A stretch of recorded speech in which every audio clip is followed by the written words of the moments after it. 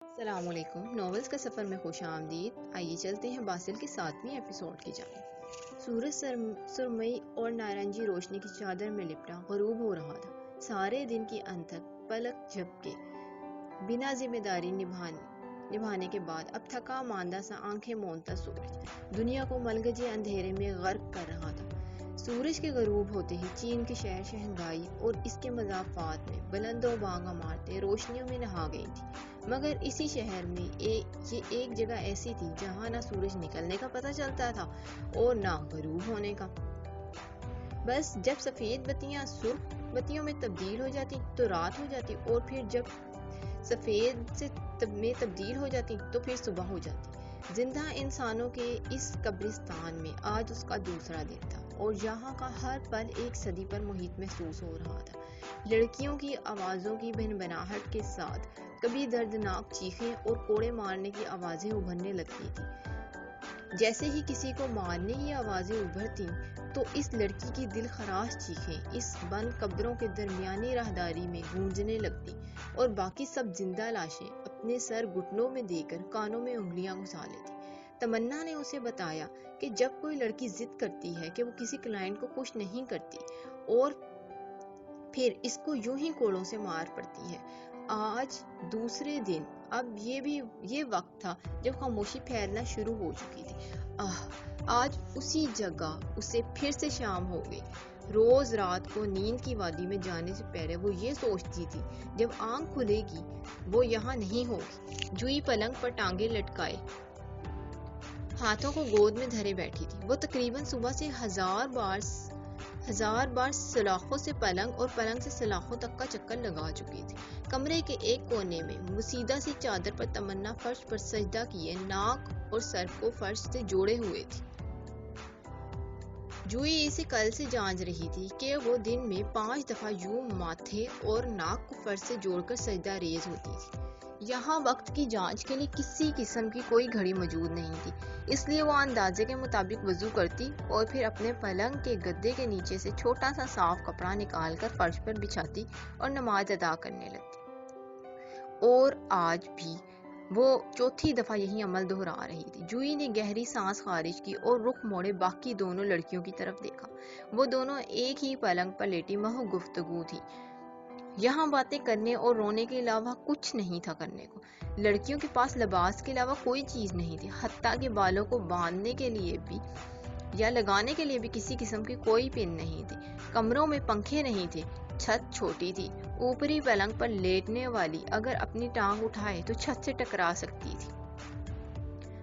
کمرے میں کوئی نوکیلی چیز یا کسی قسم کا کوئی آلہ موجود نہیں تھا جس سے کوئی لڑکی خود کو کسی قسم کا نقصان پہنچاتی یا خودکشی کی کوشش کرتی۔ جوئی آنکھیں اٹھائے کمرے کے چاروں اطراف کو بغور دیکھ رہی تھی۔ یہ کسی عمارت کا تہہ خانہ تھا جہاں نہ کوئی کھڑکی تھی اور نہ کوئی روشن دان۔ وہ دماغ میں اس قید سے نجات کا کوئی ذریعہ کھوج رہی تھی، پر نگاہ اس کمرے کے ہر کونے سے سر پٹک کر مایوس واپس آ رہی تھی۔ تمنا اس کے ساتھ کل رات بہت دیر تک باتیں کرتی رہی تھی، جس میں اس نے اسے اس جگہ میں لوگوں کے بارے میں اکٹھی کی گئی ساری معلومات سے آگاہ کیا تھا۔ رات کو جب وہ اوپر اپنے پلنگ پر اور جوئی نیچے پلنگ پر لیٹی تھی تب بھی وہ ایک دوسرے سے باتیں کر رہی تھی۔ تمنا کو یہاں اس قید میں 2 سال ہو چکے تھے، اور اس سارے عرصے میں وہ یہاں کے بارے میں بہت کچھ جان چکی تھی۔ رات کو خود بخود پورے ہال کی بتیاں سفید سے سرخ روشنی میں تبدیل ہو گئی تھیں، اور بتیوں کی روشنی بدلتے ہی سب لڑکیاں اپنے بستر میں لیٹنے لگی تھیں۔ جیسے ہی روشنی سفید سے سرخ میں تبدیل ہوئی، جوئی کا خوف بڑھنے لگا۔ اس کی یہاں آج پہلی رات تھی اور کمرہ، اس کی چھت عجیب وحشت زدہ لگنے لگی تھی۔ بس تمنا کی ابھرتی آواز اس کی ڈھارس باندھے ہوئے تھی۔ کیا تم نے کبھی بھاگنے کی کوشش نہیں کی یہاں سے؟ باتوں کے دوران ہی اس نے تمنا سے سوال کیا۔ سوال کرنے کے بعد وہ اب اپنے اوپر موجود اس کے پلنگ کے نچلے حصے کو گھور رہی تھی۔ خاموشی وقت کے کچھ پل نکل چکی تھی جب تمنا کی دلگیر آواز ابھری۔ بھاگتے وہ ہیں جن کے پیچھے کوئی ہو. ہم یہاں سے بھاگ کر کہاں جائیں گے؟ ویسے تو کوئی راستہ نہیں، لیکن اگر کبھی کوئی کوشش بھی کرتی ہے تو پکڑی جاتی ہے. اس کے بعد یا تو مار دی جاتی ہے یا پھر تشدد کے نہ ختم ہونے والے دور سے گزارا جاتا ہے. اوپری پلنگ پر سے چڑچڑاہٹ کی آواز ابھری اور پھر وہ نیچے اتر کر جوئی کے برابر آ کر اس کے پلنگ پر لیٹ چکی تھی. اس کے یوں ساتھ آنے پر جوئی کے بڑھتے خوف کو جیسے ایک تسکین ملی. یہ بلیک مارکیٹ ہے جہاں اس وقت تم ہو. تمنا اپنی آواز کو حد درجہ دھیما رکھے ہوئے تھی، پتلے سے تکیے پر وہ اب جوئی کے ساتھ سر جوڑے ہوئے بول رہی تھی. تم یہاں تھی اس سے پہلے. اگر تمہارا شوہر تم سے وہاں اپنے گھر میں ہی پروسٹیٹیوشن کرواتا، وہ سب لوکل تھا، مگر یہاں وہ تمہیں بلیک سیکس پروسٹیٹیوشن مارکیٹ میں سیل کر گیا ہے. تمنا کی اس بات پر ایک لمحہ کے لیے سانس رکا. ہلکی سی امید بھی ختم ہو چکی تھی. مطلب لی تاؤ اسے یہاں بیچ گیا ہے اور وہ اب اسے نہیں لینے آئے گا. ہم ان کے سیکس ورکرز ہیں جن سے ان کا بزنس چل رہا ہے. سیلف پروسٹیٹیوشن سب سے نچلا درجہ ہے. یہاں اس درجے میں یہ لڑکیوں کو سب سے زیادہ اذیت میں رکھتے ہیں اور ہمارے اندر ہماری انا سے لے کر نزاکت تک سب کچھ ختم کر دیتے ہیں. تشدد سے لے کر جسم فروشی تک ہر اذیت سے گزرنا پڑتا ہے. پھر اس کے بعد بہت سی جگہوں کا نہ ختم ہونے والا سفر شروع ہوتا ہے جس میں اگلا درجہ پورن گرافی اسٹرپنگ ہے. یہ زبردستی پورن فلمیں بناتے ہیں اور ڈارک ویب سائٹس میں چلاتے ہیں. تمنا اسے اس دلدل کی تمام تہوں سے آگاہ کر رہی تھی اور وہ دم سادھے لیتی تھی کیونکہ اس کی تمام باتیں گلے میں ایک توق کی طرح اپنی گرفت بڑھا رہی تھی. اس کے بعد ایسکورٹ پروسٹیٹیوشن ہے. یہ بھی ان کے ہاتھ میں ہوتی ہے. اس میں یہ لڑکی کو کلائنٹ کے پاس بھیجتے ہیں کسی ہوٹل روم یا کسی فلیٹ میں. جوئی نے سرخ روشنی میں مزید آنکھیں کھولی. کچھ رنگ برنگے سے عکس آنکھوں کے سامنے ناچ رہے تھے اور دماغ میں سائیں سائیں جیسے چکر چلنے لگے تھے. اسے بڑھتی خنکی اپنی ہڈیوں میں گھستی ہوئی محسوس ہو رہی تھی. اور جب لڑکیاں اپنی جوانی کی حدود سے نکلنے لگتی ہیں اور ڈیمانڈنگ نہیں رہتی، تب یہ لوگ انہیں اسٹریٹنگ پروسٹیٹیوشن کے لیے چھوڑ دیتے ہیں. یہ انہیں صرف رہائش کی جگہ دیتے ہیں جس کا کرایہ اور اوپر کے پیسے ان لڑکیوں کو انہیں ادا کرنے ہوتے ہیں. ان سب ان پر ہوتا ہے. وہ کیسے کمائیں گی، کیا کریں گی. تب وہ اسٹریٹ پروسٹیٹیوشن کرتی ہے، تب جا کر تھوڑی آزادی ہوتی ہے، مگر تب تک وہ اپنی زندگی اتنی تباہ ہو چکی ہوتی ہیں اور عمر کے اس حصے میں ہوتی ہیں کہ باقی معاشرہ انہیں عام انسانوں کی طرح قبول نہیں کرتا اور ان کے پاس اسٹریٹ پروسٹیٹیوشن کے علاوہ کوئی چارہ نہیں ہوتا. دلگیر لہجہ تھا جس میں وہ اپنا اور اس کا انجام بتا رہی تھی. جوئی کو اپنے جسم کے کھڑے ہوتے رونگٹے کیڑوں کے رینگنے کی مانند احساس دلا رہے تھے. دل کے دھڑکنے کی رفتار آنے والی وحشتناک لمحوں کو سوچ کر بڑھ چکی تھی.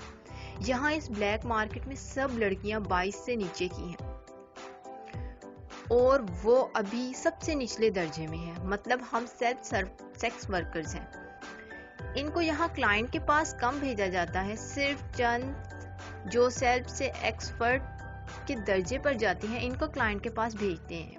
22 سے نیچے والی تمام لڑکیوں کو یہ لوگ اپنی ویب ویڈیوز اور سیل کے لیے اور اعضاء کے ٹرانسپلانٹ کے لیے رکھتے ہیں کیونکہ ہمارے اعضاء جوان ہونے کی وجہ سے زیادہ ڈیمانڈنگ ہوتے ہیں.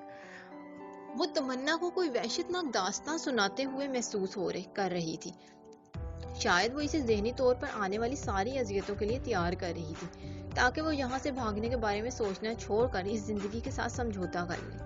پھر یہاں سے ہر سال بہت سے ممالک میں قانونی اور غیر قانونی پروسٹیٹیوشن کا کاروبار چلانے والے بہت سی لڑکیاں خرید کر اپنے ممالک میں لے جاتے ہیں.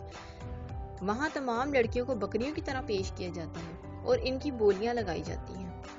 وہ یہ تمام دل دہلا دینے والی حقیقتوں سے آگاہ کرنے کے بعد خود تو جا کر سو چکی تھی، لیکن وہ ساری رات اس پلنگ پر کروٹیں بدلتی رہی تھی اور اب صبح سے شام ہونے تک وہ تمنا کی رات کی گئی باتوں کو سوچ کر اپنا دماغ اور اعصاب شل کر چکی تھی. اسے ہرگز یہاں نہیں رہنا تھا.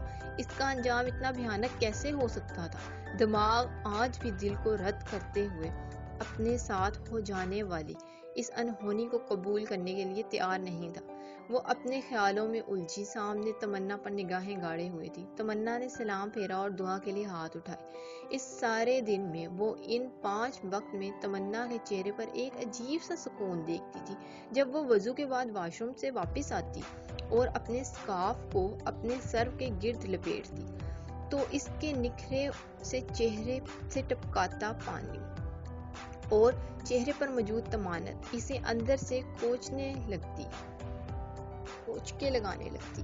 وہ اتنی پرسکون ہو کر خدا کے روبرو جاتی۔ کیا اسے خدا سے کوئی شکوہ، کوئی شکایت نہیں؟ جیسے اسے ہے بہت سی شکایت، بہت سے دکھوں اور خامیوں کے شکوے۔ وہ یہ شکوے پچھلے 7 سالوں سے کر رہی تھی۔ تمنا دعا مانگنے کے بعد اب فرش پر بچھی چادر کو سمیٹ رہی تھی۔ وہ بنا پلک جھپکے اس کو دیکھ رہی تھی۔ وہ اب اپنی انگلی کی پوروں کو چھو کر منہ میں بے آواز کچھ پڑھ رہی تھی۔ مضطرب اور حیرت زدہ سے نگاہیں اس نے تمنا پر اٹھائیں جو اس کے پاس آ کر اب اپنے سر پر سے اسکارف کھول رہی تھی۔ تمہیں خدا سے کوئی شکوہ نہیں ہے؟ اتنی اذیت سہنے کے بعد کیسے اس کی عبادت کر لیتی ہو؟ زکام زدہ بھاری سا لہجہ اور وہ پلکیں اٹھائے تمنا سے اپنے ذہن میں ابھرنے والا بے ساختہ سوال پوچھ بیٹھی۔ ایک پل کے لیے تمنا کے ہاتھ تھمے تھے اور اسکارف ہوا میں معلق ہوا۔ وہ آہستگی سے پلنگ پر براجمان ہوئی اور اپنے دونوں ہاتھوں کے دباؤ ڈالتے ہوئے گردن جھکا دی اور نگاہیں اپنے ہاتھوں پر اور جوئی کی اس پر تھی۔ اس دنیا میں ہر کوئی اپنی جگہ لیے ہوئے ہے۔ ہم نہ ہوتے تو اس پلنگ پر یہاں کوئی اور تمنا ہوتی۔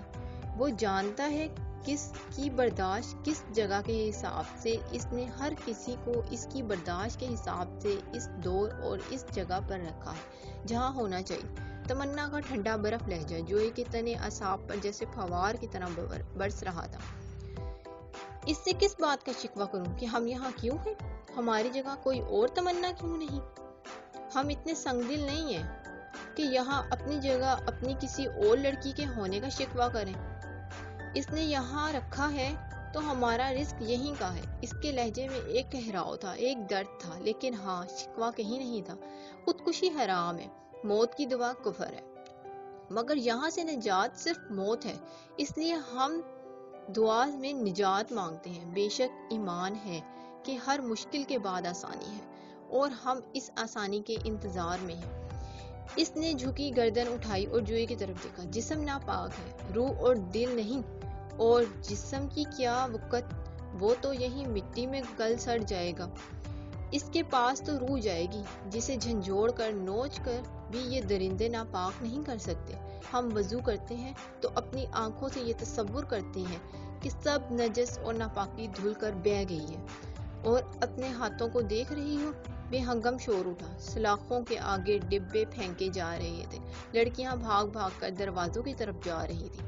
تمنا بھی اپنی جگہ سے اٹھ چکی تھی۔ جوئی نے دم بوختہ اس کی طرف دیکھا جو اب کھانا اٹھانے کے لیے کمرے کے دروازے کی طرف بڑھ رہی تھی۔ شنگھائی اے پی مارکیٹ رات کے اندھیرے میں دن جیسا سما لیے ہوئے تھے۔ تیز روشنیوں میں نہایا یہ بازار سفید فرش اور چمچماتی دکانوں پر لیس تھا۔ یہاں مختلف سامان کی دکانیں بازار کی گھومتی راہداریوں کے دائیں اور بائیں دونوں اطراف میں موجود تھے۔ لوگ دکانوں کے بیچ کی راہداریوں میں گزرتے باتوں میں مہو تھے اور کچھ دکانوں کے اندر خرید و فروخت کر رہے تھے۔ ان ان گنت لوگوں کے بیچ دران گرے رنگ کے گرم کوٹ کے نیچے سفید ڈریس شرٹ اور سیاہ پینٹ پہنے مختلف دکانوں میں نگاہیں دڑاتا ہوا آگے بڑھ رہا تھا۔ شرٹ کے سامنے کے 2 بٹن کھلے ہوئے تھے اور کوٹ کی آستین کے نیچے پاکٹ فلپی اس کے تیز تیز ڈگ بھرنے کی وجہ سے کلائی پر جھول رہی تھی۔ انل بھی سیاہ کوٹ پینٹ کے نیچے نیلی ڈریس شرٹ پہنے مضطرب سے چہرے کے ساتھ اس کے پیچھے خود کو لوگوں سے ٹکرانے سے بچاتے ہوئے آگے بڑھ رہا تھا۔ آج شوٹنگ کے پیک اپ کے بعد دران ہوٹل جانے کی بجائے اسے سیدھا یہاں لے آیا تھا۔ گاڑی میں بھی انل کے بار بار پوچھنے پر وہ خاموش رہا تھا، اور اب بھی یہی حال تھا، بالکل خاموش، گردن کو دائیں بائیں گھماتا، ابرو اچکائے۔ وہ کسی مخصوص دکان کی تلاش میں تھا۔ دران کون سی شاپ کی تلاش ہے؟ انل نے پھولی سانس کے ساتھ پوچھا۔ وہ بمشکل خود کو سامنے آتی لڑکیوں سے ہوتی ٹکر سے بچا سکا تھا، کیونکہ اس کی پوری توجہ تیزی سے چلتے دوران اور یہاں آنے کی وجہ جاننے پر مرکوز تھی۔ لڑکیاں انل کی بدحواسی پر منہ پر ہاتھ رکھے ہنس رہی تھیں اور پیچھے مڑ مڑ کر دیکھ رہی تھیں، جبکہ دوران اب بھی بازار کی راہداری میں متلاشی نگاہیں گھمائے آگے بڑھ رہا تھا۔ 5 سے 10 منٹ کی تلاش کے بعد وہ اپنے قدم ایک دکان کے سامنے روک چکا تھا۔ انل کے ذہن میں کل شام کی ساری گفتگو تھی، مگر اب دوران ایسا کیا کرنے والا تھا؟ یہ بات اسے تشویش میں مبتلا کر رہی تھی۔ دکان الیکٹرانک اور کمپیوٹرائز آلات کی تھی۔ دوران نے 1 سیکنڈ کے لیے قدم منجمد کیے اور پھر دکان میں داخل ہوا۔ انل نے کسی روبوٹ کی طرح اس کے پیچھے ہی قدم بڑھائے۔ وہ اب دکان کے کاؤنٹر کے سامنے گردن اٹھائے کھڑا تھا، جہاں کاؤنٹر کے پیچھے کھڑا لڑکا اب سوالیہ انداز میں دوران کی طرف دیکھ رہا تھا۔ دوران نے کمر پر ہاتھ رکھے ایک پشتی نگاہ پوری دکان پر ڈالی اور پھر کوہنی کو کاؤنٹر پر ٹکاتے ہوئے آگے بڑھا۔ پائے خفیہ مائکرو ڈیجیٹل مائک چاہیے، بھاری اسپاٹ آواز گونجی۔ دکاندار نے ایک لمحے کے لیے اس کی بات کو سمجھنے کے انداز میں لبوں کو بھینچا اور پھر سر ہلا کر پیچھے مڑا، جہاں پوری دیوار میں نصب الماری میں ان گنت الیکٹرانک آلات کے ڈبے پڑے تھے۔ انل نے بھی سرسری نگاہ دکان پر ڈالی اور پھر سراسیمگی کی دوران کے قریب ہوا۔ وہ اب گھڑی پر وقت دیکھ رہا تھا۔ دوران کیا کرنے والے ہو؟ بے چینی سے اس کے کان کے قریب سرگوشی کی۔ جواب نادار۔ وہ بے تاثر چہرہ لیے دکاندار کے ہاتھوں پر نگاہیں مرکوز کیے ہوئے تھا جو ڈبے نکال رہا تھا۔ انل الجھ کر آگے ہوا، اس کے برابر میں کاؤنٹر پر کوہنی ٹکائے اور اس کی نگاہوں کے تعاقب میں نگاہیں سامنے جمائے، جہاں دکاندار اب کچھ ڈبے پکڑے کاؤنٹر کی طرف بڑھ رہا تھا۔ دوران ہمیں اس سب میں نہیں پڑنا اور نہ ہی ہم منگولے جا رہے ہیں پرسوں، ڈیٹس اٹ۔ انل کا لہجہ دو ٹوک تھا۔ دوران نے لاپرواہی برتتے ہوئے دکاندار کی طرف مکمل توجہ مرکوز کی، کوہنی کاؤنٹر پر سے اٹھائی اور سیدھا ہوا۔ دکاندار دوران کو ڈبوں میں سے نکال کر مختلف مائکرو مائک دکھا رہا تھا۔ انل نے اس کے ہاتھ میں پکڑی چھوٹی سی چپ نما مائک پر سے نگاہیں ہٹائیں، جسے وہ کبھی اپنے کوٹ سے چپکا کر اور کبھی اپنے ہاتھ سے چپکا کر دیکھ رہا تھا۔ دوران، ہو سکتا ہے تمہیں کل والا معاملہ غلط لگ رہا ہو، اب تم مجھے بتاؤ گے تم کیا کرنے والے ہو؟ انل نے دانت پیستے ہوئے پھر سے کل والی بات دہرا کر سوال کیا۔ ہاروی کو ہگ۔ دوران نے گردن موڑے پرسکون لہجے میں مختصر جواب دیا۔ کیا؟ انل کے چہرے پر کے تاثرات حیرت سے زیادہ دوران کے دماغی حالات پر شبہ کرنے جیسے تھے، جبکہ وہ اسی مطمئن انداز میں دکاندار سے مائک پیک کرنے کو کہہ رہا تھا۔ کل سے وہ دوران کے دماغ سے یہ بات مٹانے کی کوشش کر رہا تھا کہ اس دفعہ وہ سوچ کو بھانپنے میں غلط ہو سکتا ہے۔ بھلا ہاروی کو اس پر ایسا کیا گرج ہو سکتا ہے کہ وہ اس کے امیج کو خراب کرنے کے لیے اتنا پیسہ لگا دے؟ لیکن دوران کی سوچ کی سوئی جب کسی بات پر اٹک جاتی تھی پھر وہ یوں ہی ہو جاتا تھا۔ انل زچ ہوا، جبڑے بھینچے اور کندھے سے پکڑ کر دوران کا رخ اپنی طرف موڑا۔ ایک تو میں یہ سوچتا ہوں گاڈ نے تمہیں ہی ایسا کیوں دماغ دیا؟ لہجہ اس کی چپ پر الجھن کا خمازی تھا۔ مائک پیک ہو چکا تھا۔ دوران نے کارڈ رقم کی ادائیگی کے بعد جیب میں رکھا اور ہاتھ اٹھایا۔ انل کی حالت سے بے نیازی برتتے ہوئے اس کو چلنے کا اشارہ کیا۔ انل نے خفگی سے گھورا اور قدم اس کے ساتھ بڑھا دیے۔ مگر یہ کیا؟ وہ واپس جانے کی بجائے مارکیٹ میں مزید آگے بڑھا۔ اب ہم کہاں جا رہے ہیں؟ انل نے گہری سانس لیتے ہوئے عادت سے مجبور ہو کر پھر سوال کیا، جبکہ جانتا تھا وہ اس وقت بولنے کے موڈ میں بالکل نہیں ہے۔ چند منٹ یوں ہی راہداری میں گھوم کر وہ ایک بیکری کے سامنے رکا اور پھر اندر قدم بڑھائے۔ اب کی بار انل کچھ کہے بنا اس کے پیچھے گیا۔ اب کچھ نہیں پوچھوں گا اس سے۔ سر کو خفگی اور جھنجھلاہٹ سے زور سے جھٹکا۔ وہ ایک چاکلیٹ کیک اور کچھ سینڈوچز پیک کروا رہا تھا، پھر کچھ کینڈلز خریدی۔ جیسے ہی اس نے دکاندار کو کینڈل کا کہا، انل کی سوالیہ رگ پر پھر سے بھڑک اٹھی۔ 1 سیکنڈ، میں وہ اپنے اور اس کے درمیان کا فاصلہ ختم کرتا ہے اس کے کندھے سے کندھا ملائے کھڑا تھا۔ یہ کیا ہے اب سب؟ حیرت سے ہاتھ کینڈل کی طرف کرتے ہوئے سوال پوچھا۔ تمہاری برتھ ڈے کا سامان، پرسکون لہجے میں جواب ہے۔ ہیں؟ انل کا منہ پورا کھل گیا۔ اس کی برتھ ڈے کب تھی؟ آج؟ کیا آج ہے؟ ایک لمحے کو اس کے پورے اعتماد لہجے کی وجہ سے وہ خود گڑبڑا گیا۔ ایک ابرو اٹھائے سوچا، نہیں تو یہ جنوری ہے، میری برتھ ڈے تو مارچ میں ہوتی ہے۔ دران یہ کیا چکر ہے؟ پھر سوال پوچھا۔ اب کی بار پیشانی پر شکن کا بے پناہ اضافہ تھا۔ وہ سامان کے بیگ ہاتھ میں پکڑ چکا تھا، پھر اس کی طرف دیکھا جو اب تک ہلکا سا منہ کھولے کھڑا تھا۔ تمہاری برتھ ڈے آج ہے اور میں تمہیں سرپرائز پارٹی دے رہا ہوں، ابھی ہوٹل پہنچتے ہی متوازن لہجے میں جواب دیا اور قدم دکان سے باہر بڑھا دیے۔ انل نے گھور کر اس کی چوڑی پشت کو دیکھا، گہری سانس باہر انڈیلی اور قدم اس کے پیچھے بڑھا دیے۔ چولہے پر رکھی کیتلی میں پانی کے اندر پتی جوش کھا رہی تھی اور جوئی نگاہیں اس پر جمائے کھڑی تھی۔ گہرے گلابی رنگ کے پرانے سے جوڑے میں دوپٹے کو سینے پر پھیلائے، شیلف پر دونوں ہتھیلیاں ٹکائے وہ خیالوں میں کھوئی سی کھڑی تھی۔ چولہے کے نیچے جلتی آنچ کا عکس دونوں آنکھوں کی پتلیوں میں چمک رہا تھا۔ اس دن میدان کے واقعے کے بعد سے وہ عجیب کیفیت کا شکار تھی۔ وہ جسے ہمدردی سمجھ رہی تھی وہ احساس کچھ اور ہی شکل اختیار کرتا جا رہا تھا۔ وہ خود سے تنگ آ رہی تھی۔ اس لڑکے کا خیال اٹھتے بیٹھتے ذہن پر سوار رہنے لگا تھا۔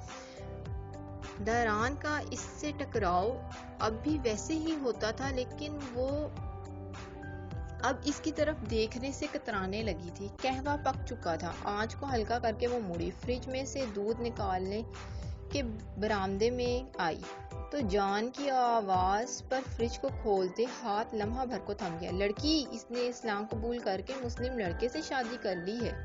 وسیلی لہجے میں وہ مریم سے کسی کا ذکر کر رہی تھی۔ جوئی کے کان ایک دم سے کھڑے ہوئے، فریج پر ہاتھ تھم گئے۔